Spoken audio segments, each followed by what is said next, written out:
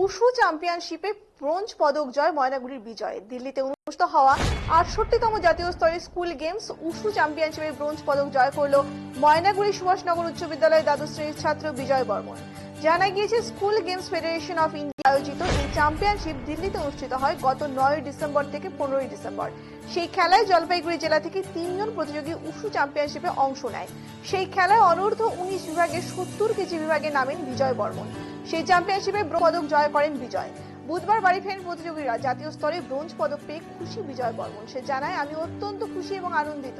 আগামীতে senior national বিভাগে স্বর্ণপদক জয় করা আমার পরবর্তী লক্ষ্য। বিজয়ের এই সফলতায় খুশি তার কোচ দীপক বর্মন। তিনি বলেন, আমরা প্রথমবার স্কুল গেমসে অংশ নেওয়ার সুযোগ পেয়েছি। আমরা জলপাইগুড়ি জেলা থেকে 3 জনকে পাঠিয়েছিলাম, তাদের মধ্যে একজন ব্রোঞ্জ পদক জয় করেছে। এতে আমরা অত্যন্ত খুশি।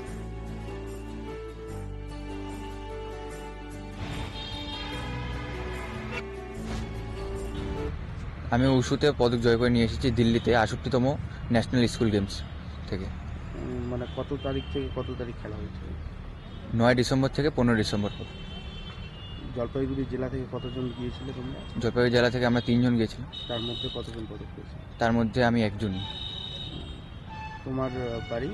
আমার বাড়ি ময়নাগুড়ি পেটকাটি 1 নম্বর ওয়ার্ড। কোন স্কুলের ছাত্র তুমি? Mainaguri Subhashnagar high school. এই যে পদক জয় করলে কেমন লাগছে? আমার তো খুব ভালো লাগছে। কি বলবে যারা এখনো প্র্যাকটিস করছে বা পদক পাচ্ছে না, তাদের উদ্দেশ্যে কি বলবে?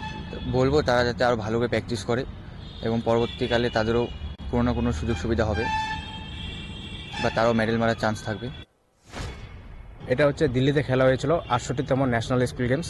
এইবার স্কুল গেমসে আমাদের খেলাটা প্রথম, মানে উশু ইভেন্টটা আমাদের ওয়েস্ট বেঙ্গলের প্রথম স্কুলে মানে ইনক্লুড হয়েছে। আর এমনি অন্য স্টেটে আগে থেকে ছিল, তো আমাদের স্টেটে প্রথম। তো এবার প্রথম এখান থেকে আমাদের জলপাইগুড়ি থেকে 3 জন প্লেয়ারকে আমি পাঠিয়েছিলাম, ওদেরকে ট্রেনিং করেছিলাম। তো আমি একটা কথাই বলবো যে আরও যারা বাচ্চারা আছে স্টুডেন্টরা, ওরা খেলার প্রতি একটু আগ্রহ দেখাক। আর আমি এখানকার লোকাল গভর্নমেন্টকে বলবো যে ওরা যদি আমাদেরকে একটু সাহায্য করে, কারণ আমরা এখানে মনে করো ছেঁড়া গ্লাভস ছেঁড়া প্যাড দিয়েই আমরা মনে করো পুরোনো গ্লাভস প্যাড দিয়ে এখন ট্রেনিং করে যাচ্ছি, যেগুলো ছিঁড়ে গেছে, যেগুলো খারাপ অবস্থা। তো ওগুলো দিয়েই ট্রেনিং করছে প্লেয়াররা, সেইভাবে ওরা তারপর ন্যাশনাল যাচ্ছে। তারা অনেক মানে নিজের কষ্টে ওরা অনেক ভালো পারফরমেন্স করছে। তো আমি চাই যে যদি লোকাল গভর্নমেন্ট যদি আমাদেরকে একটু সাহায্য করতে পারে, তাহলে এখান থেকে তারা ন্যাশনাল থেকে ইন্টারন্যাশনাল অবধি যেতে পারে, ন্যাশনালে গোল পেয়ে তারপর ইন্টারন্যাশনালে ওরা চান্স পেতে পারে।